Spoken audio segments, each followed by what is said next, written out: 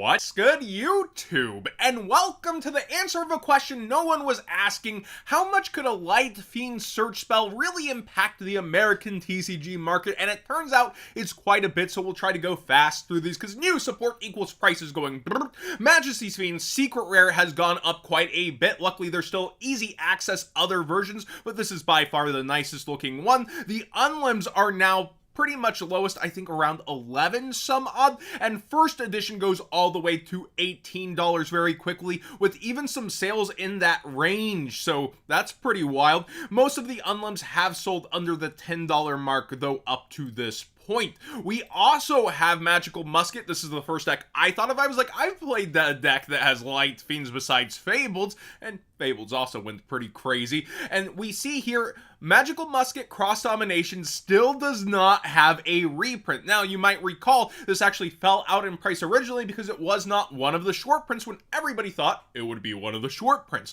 We do have Starfire and Caspar having reprints, but who wants to play ultra rares? And you can see they've been absolutely bought out. They've gone way up in price for what they are right now, and we'll wait to see. Again, though, with new support, test before you invest, even if it's really cool on paper. Rushing just because, oh my gosh, it happened that we got the search spell, it does discard, and you do want to actually look at what it does for a deck. Ghost Ship is pretty fancy with that discard, though. This card cannot be normal summoned or set. This card must be special summoned from your hand by banishing one light monster from your graveyard. So getting that discard lets you put this on the field. But how about just going into Fabled and having Lurie here, where when this card is discarded from the hand of the graveyard, you special summon it, and then they all like being discarded, which is what the spell says, and you see tons of DT buyouts. Now, friendly reminder, these sometimes are slow to repopulate. You don't have those deep stack vendors from these being clearanced ages ago as much anymore,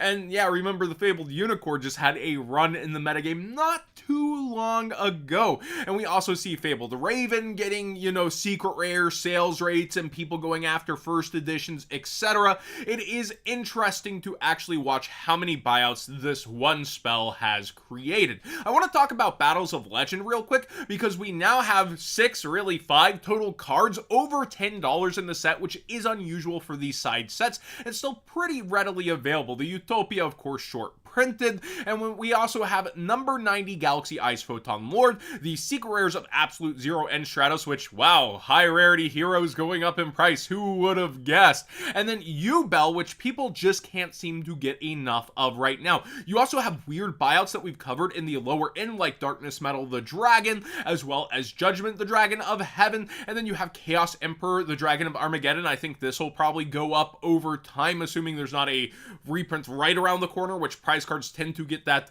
kind of one extra reprint every oh so many years and not in a row. Big Eye is also pretty cool to see in here in secret rare once again. But yeah, there's so many cards ending up in lower quantities, like the Yubel stuff were really bad buyouts depending on the card, and a lot of values pushing up in this set. So if you were thinking about getting it sealed to keep sealed, you might want to do that sooner than later using that TCG player link in the description down below, costing you nothing extra to support the channel directly for the cards you'd already be buying.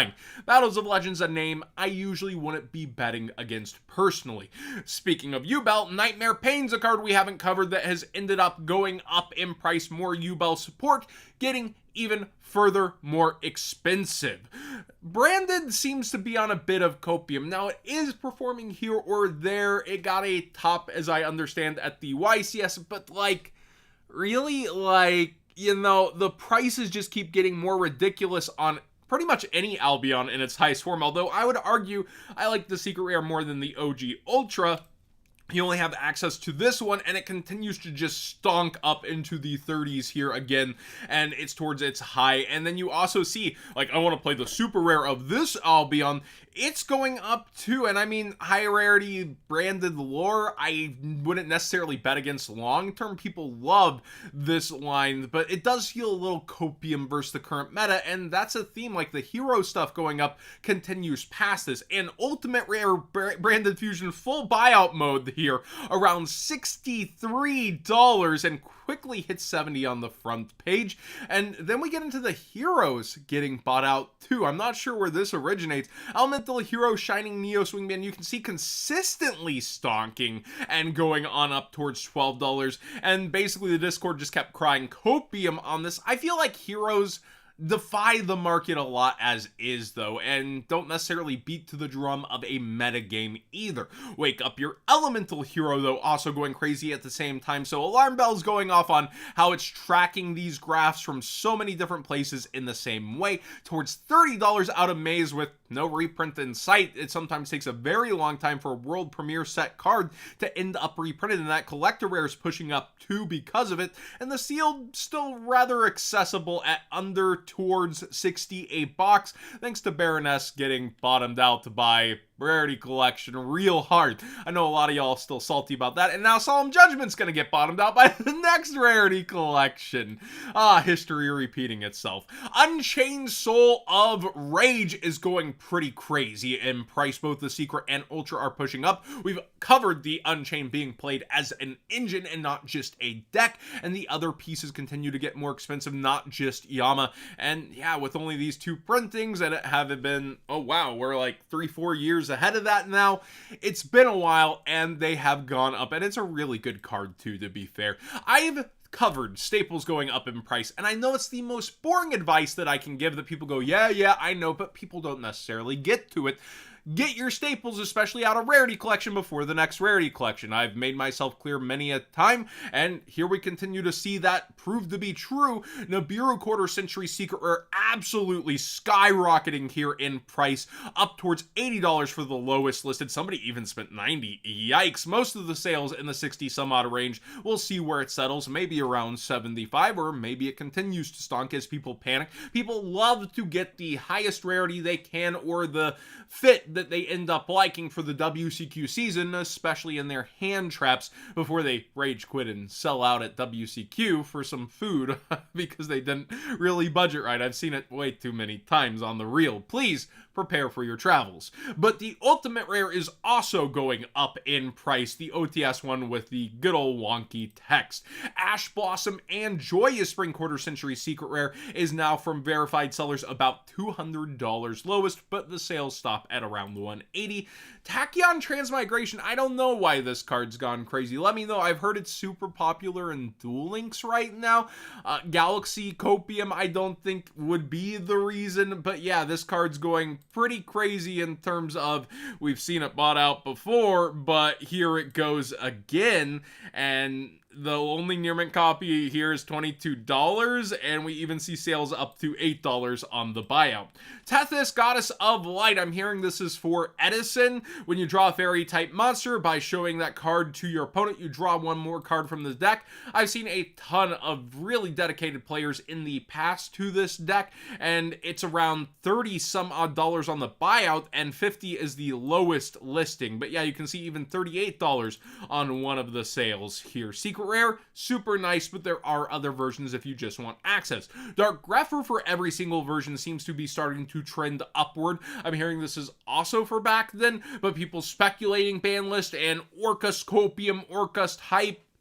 Let me know what you think of Grepher. I think it would be more for past format, personally. And Winged Rhinos is getting just sales right. Somebody in the Discord noticed this, maybe trying to push it themselves. But no, seriously, this is a card a lot of people tried to make good in the past. There's just infinite quantities of it, so it is interesting to see it get some traction on sales rates in big quantities. I wouldn't personally suggest it. I don't know if somebody's ahead on some tech in past format, but when we look at Winged Rhinos, right, like it has other versions besides just these, as you saw, 200 copies on the super rare, still very, very cheap.